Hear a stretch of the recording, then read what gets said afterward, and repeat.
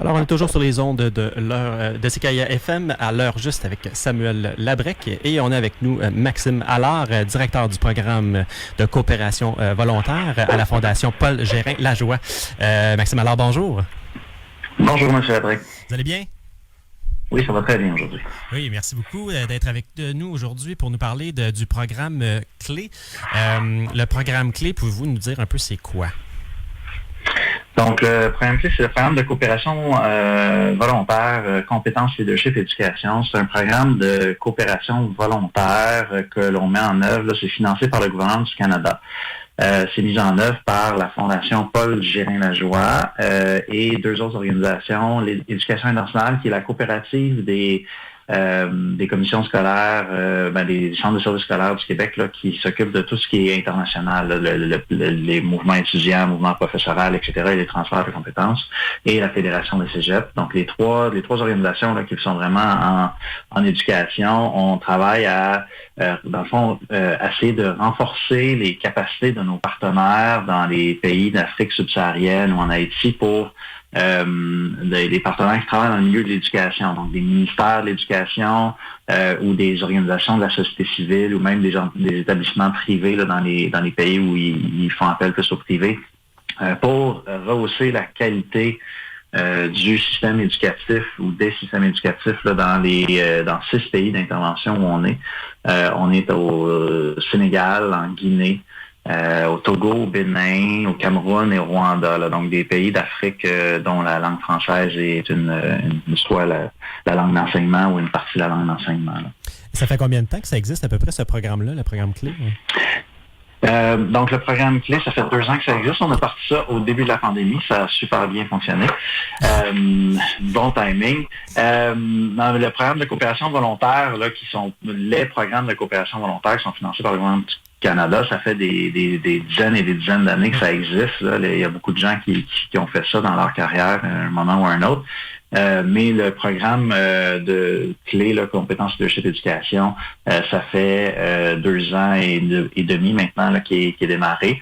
Et on arrive, avec la pandémie, bien sûr, c'était très difficile là, de faire du recrutement et de l'envoi de volontaires. On a des Canadiens qui sont sur place ou des gens là, qui étaient déjà dans les pays d'intervention qu'on a pu recruter. Donc, les activités sont démarrées quand même. Mais c'est sûr là, qu'avec le retour des voyagements internationaux, ça nous aide beaucoup. Là, et on est justement en pleine période de recrutement en ce moment là, pour des mandats là, qui pourraient avoir lieu dans les prochains mois. Là, on recrute, mais on recrute qui? C'est qui qu'on vise avec ce programme-là? C'est entre autres pour ça qu'on vous parle aujourd'hui, c'est qu'on recrute des professionnels du milieu de l'éducation, donc notamment des retraités qui peuvent être intéressés à redonner un peu à la communauté au niveau international. Donc, ça peut être et aussi des gens en éducation active, là. Donc, on peut, par exemple, là, en ce moment, on a des mandats des partenaires ministériels ou même des centres d'enseignement qui veulent se faire renforcer en approche par compétence. Donc, on connaît ça au Québec. On a mis en place des programmes d'approche par compétence. Donc, on pourrait aller renforcer. On a des gens en pédagogie numérique. On a des gens qu'on recherche en direction d'école. Aussi des gens un peu plus généraux, donc en processus, en gestion de projet, en communication, etc. Pour ceux que ça intéresse, là, on a notre site web, là, PCV CLÉ, donc programme de coopération volontaire, compétences, leadership, éducation. Donc, on a juste utilisé les premières lettres, pcvclé.ca.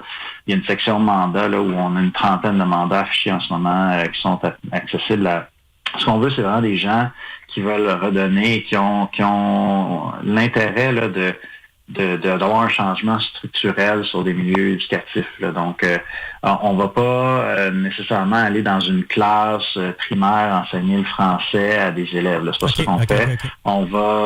On va enseigner ou on va partager des connaissances et des des compétences à des pédagogues qui eux vont aller enseigner à leurs élèves. Donc on peut faire des changements de cursus scolaire aussi. On peut développer une nouvelle méthodologie d'intervention auprès des élèves en situation de trouble du spectre de l'autisme, par exemple. On a beaucoup de nos partenaires travaillent avec les communautés défavorisées, mais aussi principalement avec des communautés là, ou des enfants qui sont atteints du trouble du spectre de l'autisme ou d'autres handicaps mentaux ou moteurs aussi. Là. Donc, comment on intervient avec ces jeunes-là? Des fois, il n'y a pas beaucoup de formations qui sont données aux professeurs.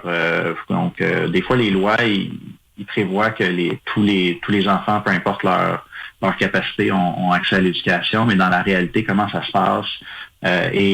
Moi, j'ai fait quelques tournées là auprès de nos partenaires au Sénégal et au Cameroun et tout ça. Et partout, on nous dit, là, le Québec, on est reconnu comme étant dans les meilleurs au monde au niveau de l'enseignement avec les personnes en handicap mental. Donc, oui. On veut partager ça. Donc, s'il y a des gens qui veulent partir, nos mandats, c'est à peu près... c'est des mandats d'environ 3 mois ou 6 mois, des fois. Ça peut toujours s'arranger pour des mandats plus courts, plus longs, mais c'est la moyenne, là, c'est du 3 mois, c'est du 6 mois, pour avoir un impact aussi quand même significatif. Là, puis, je veux dire, rentabiliser votre temps de voyagement, tout ça.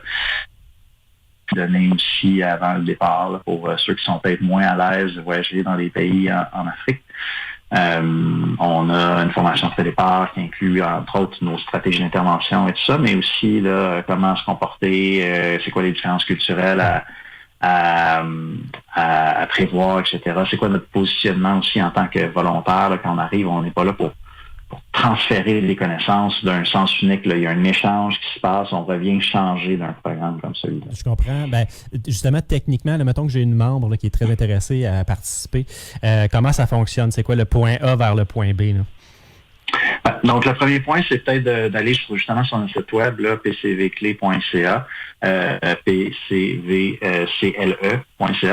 Donc, on a une section de mandats. Donc, dans les mandats, on regarde, on peut choisir par pays, on peut choisir par type de mandat, par durée, etc. Et là, on choisit le mandat qui nous intéresse et dans le mandat, il y a un formulaire à remplir. Ça vous demande de mettre votre CV et votre lettre de présentation. Donc, on a un processus là. On essaie de choisir les personnes qui représentent. On ne recrute pas juste le premier venu. Là, on fait un processus comme n'importe quel emploi, disons. Une fois que la personne est sélectionnée, il y a des entrevues et tout ça avec les gens sur le terrain, avec les partenaires, pour voir s'il y a un bon fit. Une fois que ça s'est fait, là, on commence le processus administratif. Donc, il y a des démarches à faire. On va travailler avec des enfants des fois. Donc, on demande d'avoir un casier judiciaire vierge ou en tout cas, on demande d'avoir le casier judiciaire, examen médical, etc. Tout ça est bien expliqué là, par nos équipes qui accompagnent les potentiels candidates. Et il y a une formation, là, une semaine qu'on espère là, être capable de enfin en faire en présentiel. Pour l'instant, c'est virtuel, mais on travaille fort pour que ça devienne en présentiel. Une semaine là, avec nos spécialistes pédagogiques ici, nos spécialistes de changement culturel, en égalité de genre, inclusion. On travaille beaucoup là avec à essayer d'avoir un focus ou un accent sur les femmes, là, sur les jeunes filles qui sont beaucoup plus touchées par les problèmes d'accès à l'éducation que les jeunes garçons. Et tout ça, donc une fois ça, on achète un billet d'avion, on prend un visa, puis on y va. Et là, il y a une équipe sur le terrain qui nous accueille. Donc, on a des gens qui sont là pour s'assurer que tout va bien. Les partenaires, on nous attend. On a un logement qui est déjà pris pour nous. Ça coûte rien à la personne qui part. Même, on donne une allocation là, qui est quand même assez généreuse, qui n'est pas un salaire, donc c'est pas un montant qui est déductible d'impôt. C'est vraiment comme une allocation de subsistance qui permet de payer la nourriture et tout ça, mais je vous dirais ça couvre peut-être un petit peu plus, là, ou ça couvre les transferts et tout ça. Donc, les gens reviennent avec... ils n'ont pas fait d'argent, mais ils n'en ont pas perdu non plus. Est-ce que vous avez des témoignages de personnes qui ont participé, qui ont fait des mandats? C'est quoi les retombées? Comment que les gens trouvent ça? Oui, donc les gens, donc, c'est sûr, les gens plus jeunes vont nous parler, là, ça a changé leur carrière. Moi-même, j'ai participé à un mandat là, de ce type-là, plus d'initiation que de... et maintenant, je travaille dans le domaine. Hein? Donc, ça a changé ma carrière. Je m'en vais en biochimie, moi, avant de faire ce mandat-là. Et maintenant, je gère un programme de coopération dans plusieurs pays. Donc, ça peut changer des vies comme ça. Les gens qui reviennent aussi, peut-être qui ont plus d'expérience, c'est moins bien sûr le cheminement de carrière, mais c'est vraiment l'échange avec l'humain qui est derrière ça, qui attire les gens ou qui retiennent une fois leur retour. Là.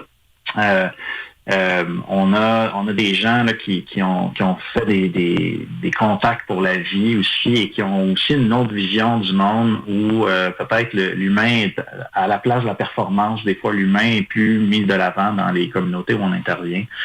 La notion du temps revient souvent comme étant quelque chose qui change. En Afrique, on dit souvent on n'a pas l'heure, mais on a le temps. Donc, c'est quelque chose qui frappe les gens beaucoup, là, cette notion-là de temps, de communauté et de gestion humaine aussi là, des organisations ou d'un ministère, par exemple, ou des choses comme ça. Ça peut faire un beau projet de retraite, honnêtement. Oui, on a beaucoup de retraités ou semi-retraités là, qui partent avec nous. Ça fait un bon... à la place d'aller en Floride, il fait chaud aussi au Bénin. Donc, je veux dire, c'est un bon moyen là, de faire passer le temps. Puis c'est des mandats courts aussi. Donc, des fois, il y a d'autres programmes de coopération volontaire qui ont des mandats d'1 an ou 2 ans. On en a aussi. Mais pour les retraités là ou les semi-retraités, ce qu'on veut mettre le plus de l'avant, c'est ce qui peut être plus intéressant, c'est les mandats de 3 mois, 6 mois qui permettent là, de partir et de revenir soit pour l'hiver ou soit pour l'été ou le printemps. Et on a des départs à tout moment. Là. Donc, c'est sûr que nous, on n'est pas une agence de voyage. Là. On fait pas ce qu'on appelle le volontourisme. Là. On répond à un besoin. Des fois, le besoin est dans un temps précis. Donc, on a besoin de quelqu'un à l'automne parce qu'on prépare un parcours académique qui va être mis de l'avant au printemps ou des choses comme ça. Il y a des mandats qui sont un peu plus flexibles qu'on peut bouger avec le temps, mais c'est ça. Et c'est bien important de comprendre qu'on répond à un besoin d'un partenaire qui est exprimé, qui est exploré, qu'il y a une démarche qui est derrière ça, là, qui est pas juste on va pas juste avoir un impact pendant 2 mois puis on s'en va. C'est un programme de 7 ans là, qui s'en va jusqu'en 2027 qu'on espère renouveler parce qu'on a l'intention d'avoir des impacts structurants sur les milieux éducatifs c'est ça, on va pas créer un besoin là-bas, on va pas développer quelque chose puis s'en aller puis ça. Non, moi s'il y a quelqu'un qui nous contacte, qui a une bonne idée avec ou des compétences, on va l'écouter, on va regarder si on a un besoin qui est identifié, mais on ne créera pas de besoin pour ça. Comme je disais, on n'est pas une agence de voyage.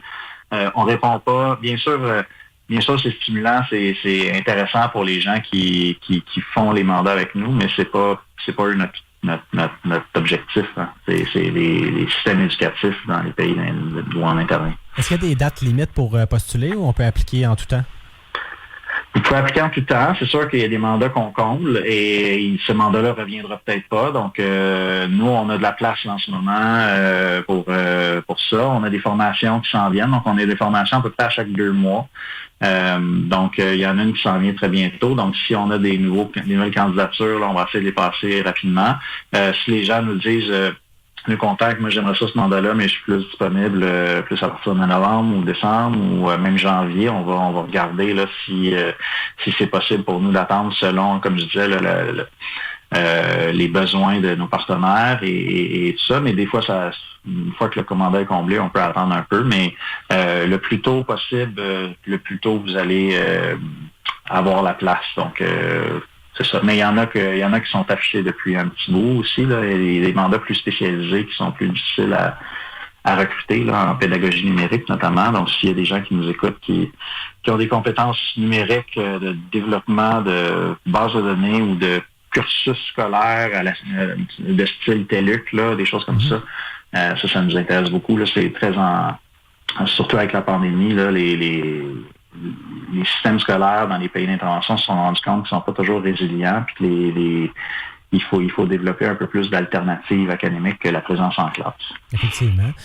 On va développer une collaboration avec vous justement dans les prochaines semaines et mois. Donc, j'invite les membres à suivre dans notre infolette. On va diffuser de l'information à ces sujets-là. On va y avoir des textes. On va aussi les partager sur notre page Facebook et possiblement aussi dans notre magazine Quoi de neuf. Donc, à suivre. Là, je crois que c'est un très beau projet qui peut faire une différence dans certaines communautés. Là. Tout à fait. Donc, nous, on est très contents de cette collaboration-là. Puis, on va vous envoyer, là, justement, s'il y a des gens qui sont retraités puis qui reviennent, on va leur demander, en fait, qu'est-ce qu'ils ont retenu directement. J'aime beaucoup l'idée. Merci beaucoup. Très intéressant. Merci, Maxime Allard, d'être venu nous parler aujourd'hui du programme Clé. Je rappelle aux gens d'aller visiter votre site. Pouvez-vous nous rappeler le site Internet, s'il vous plaît? tcvcle.ca. Excellent. Donc, merci et on se dit à la prochaine. Merci beaucoup. Au revoir. Au revoir. Donc, c'est ce qui conclut l'émission pour aujourd'hui. Donc, on se revoit dans 2 semaines avec, j'espère, ma collègue Louise Petitgrou, dont je m'ennuie là, beaucoup, parce que je me sens seul dans ce studio-là et je finis par être essoufflé à parler et combler du temps. Donc, merci et je vous souhaite une bonne semaine. Vous écoutez CKIA 88.3 Radio Urbaine.